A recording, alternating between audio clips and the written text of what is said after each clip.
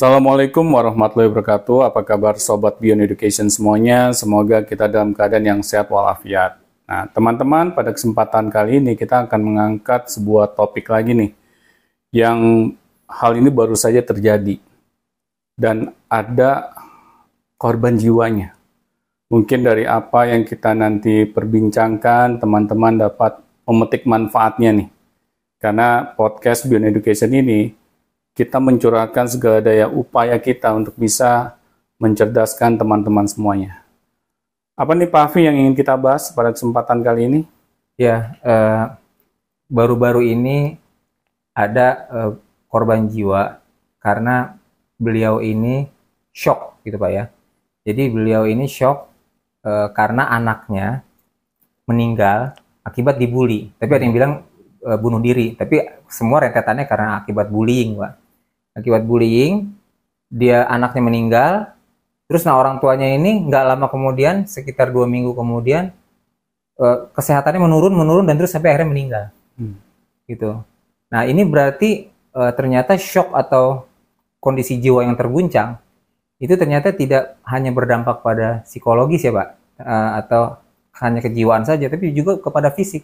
Yeah. Bahkan makin lama, makin lemah, sakit dan seterusnya, yang akhirnya beliau bisa meninggal gitu. Nah, hal seperti ini kan sangat bukan hal yang bisa dianggap remeh, Pak ya. Pastinya.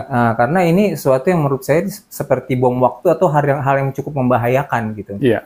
Nah, maka bagaimana nih dengan situasi pendidikan, kondisi sistem pendidikan ataupun sekolah ataupun situasi lingkungan kita yang dimana hal itu bisa memicu hal tersebut gitu, Pak. Itu kan banyak sekali di masyarakat kita hal-hal yang kita bully atau apapun itu kan sering terjadi baik di masyarakat atau bahkan di sekolah sekalipun.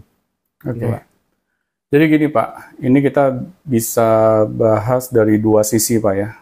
Pertama dari sisi si bapaknya, ketika dia mendapatkan kabar buruk tentang kematian anaknya, hal ini sangat mengganggu dirinya sampai dia terserang penyakit yang mengakibatkan kehilangan nyawanya. Nah, nanti di sisi berikutnya kita akan berbicara berkaitan dengan kondisi dunia pendidikan di Indonesia. Karena hal ini sepertinya ada pembiaran. Sekarang saya ingin ngebahas dari sisi si bapaknya dulu. Jadi gini Pak, setiap orang ketika dia menerima kabar buruk, apalagi ini berkaitan dengan orang yang paling dia sayangi, yang mengakibatkan kehilangan nyawa orang yang dia sangat sayangi, itu wajar Pak. Siapapun pasti akan shock. Even saya juga akan shock Pak. Ketika saya mengetahui ada orang yang paling saya sayangi, orang yang paling terdekat, itu meninggal dunia. Apalagi kalau kejadian itu bukan secara alami, tetapi ada faktor yang lain gitu. Itu normal banget. Saya tidak bisa menyalahkan Bapak ini, kenapa Bapak nggak ridho, kenapa Bapak nggak ikhlas. Kalau kayak gitu kayak gampang banget. Coba nih kejadian sama diri kita. Pasti kita juga akan shock juga. Tapi ya kadar shocknya mungkin setiap orang berbeda. Ya saya sih melihat kadang yang namanya kehidupan di dunia ini ya memang semuanya serba ujian Pak. Ujian yang nggak akan mungkin kalau kita masih diberikan nafas, ujian ini berhenti. Nah, disinilah bagaimana cara kita menyikapi setiap kabar buruk yang menghampiri diri kita. Ya memang tadi saya di awal sudah bilang ya, mungkin kalau hal ini menimpa diri saya sendiri, saya bisa saja bersikap sama seperti Bapak tersebut. Nah, tetapi manusia memang sudah diajarkan di agama bahwa kita ini akan selalu diuji. Apakah kita kehilangan orang terdekat kita, atau kita kehilangan harta kita, atau kita kehilangan jabatan kita, itu sudah pasti. Nah, makanya di sini, ketika ujian itu menghampiri diri kita, bagaimana kita dapat menyikapinya dengan sikap yang terbaik. Ya memang di agama pun sudah disampaikan, kita harus ridho dengan segala musibah yang menghampiri kehidupan kita. Nah, memang untuk kita bisa ridho ini harus dilatih, Pak. Karena tidak datang begitu saja. Makanya ketika kita sudah berusaha gitu ya, melatih bagaimana mengimplementasikan ridho ini dalam kehidupan kita, kita pas dengar kabar yang sangat buruk pun, kita bisa menyikapinya dengan baik. Kita tidak terlalu shock misalnya. Nah, cara melatih agar kita bisa ridho dengan ujian yang menghampiri diri kita, mulailah dari hal yang kecil aja, Pak. Dari hal yang kecil, misalnya kita mendapatkan musibah.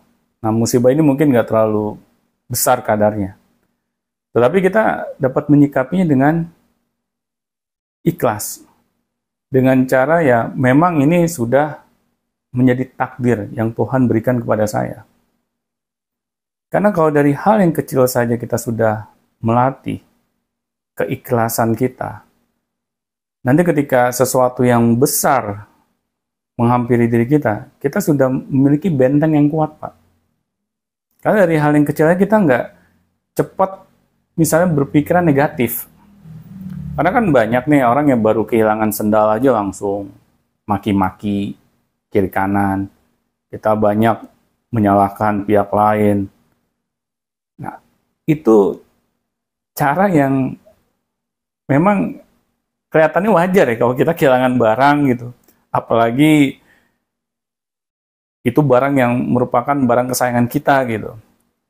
Nah, tetapi kalau dari hal yang kecil saja kita marah-marah, kita istilahnya kesel, apalagi sampai maki-maki orang, akhirnya sulit, Pak.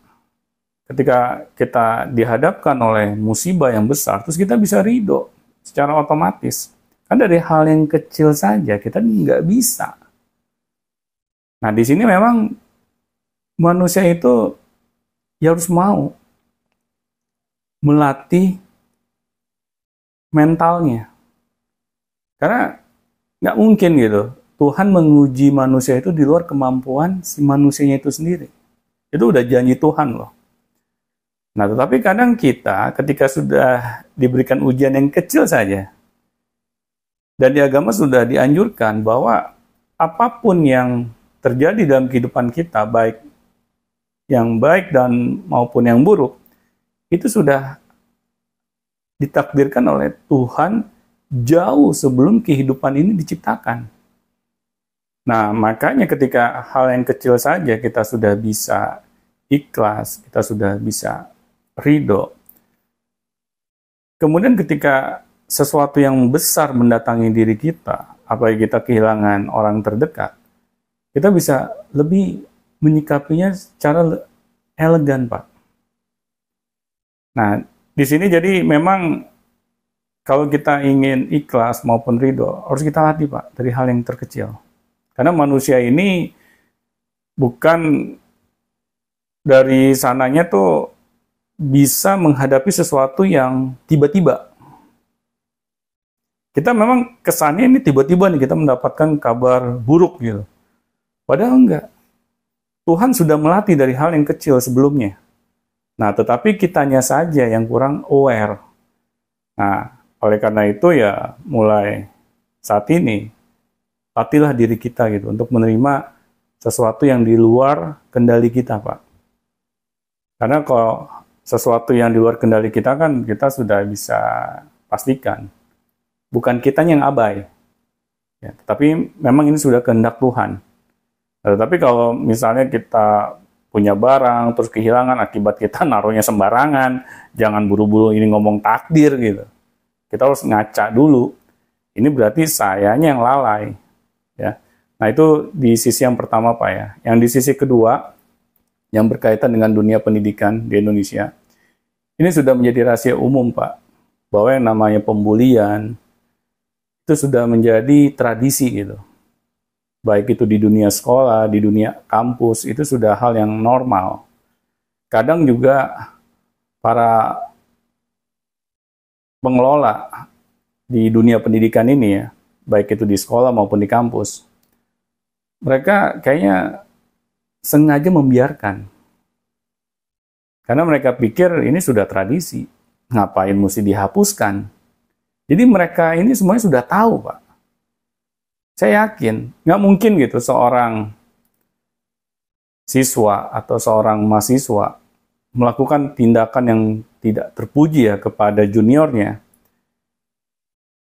Itu datang secara tiba-tiba. Sebelumnya tidak ada yang memberikan contoh. Mungkin senior yang membuli anak ini juga sebelumnya sudah pernah dibully, Pak. Ya, turun-temurun. Turun-temurun. Nggak mungkin gitu. Dia berani melakukan tindakan yang ekstrim kalau dia belum pernah mendapatkan itu semua. Karena dia dulu digituin, nah nanti nextnya dia yang gituin orang gitu kan.